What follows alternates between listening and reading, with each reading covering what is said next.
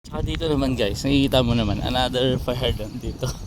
Nasa 100 meters lang yan guys. Doon kanina mayroon din. Dito mayroon din 100 to 150 lang yan. Coverage yan guys. Ito naman yung link nila, link wheel nila. Ayan, sobra pa rin yung structural. Nakita nyo naman yan, parang tulay. Ayan, hindi na natin i-review yan guys. Saka na yan.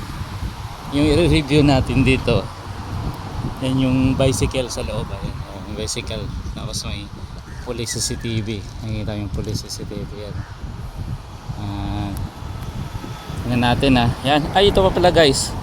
Every matataas na structure dito, mayroong LPS. Para yan sa lighting nila.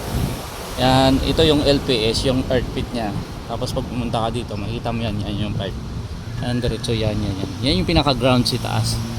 Para pag kumidlat, mayroon silang earth ground. Hindi ka masyadong makuryente pag nakatabi ka sa steel.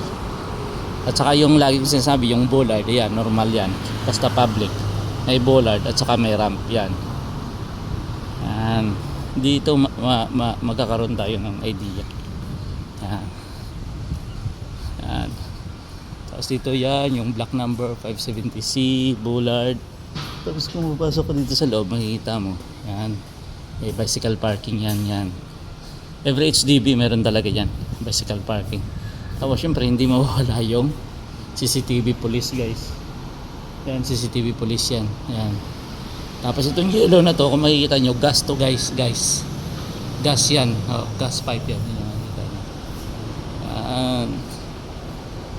Tapos mayroon pa tong kando no. Oh, yan. Ito yung mga fittings nya. Oh. Yan. Mga fittings nya. Toilet to guys. Sewer to sewer. Yan. I-review natin yan next time. Yan. Balik na tayo guys. Baka mawala yung bike natin. Pero hindi naman yan mawala. Joke ko lang.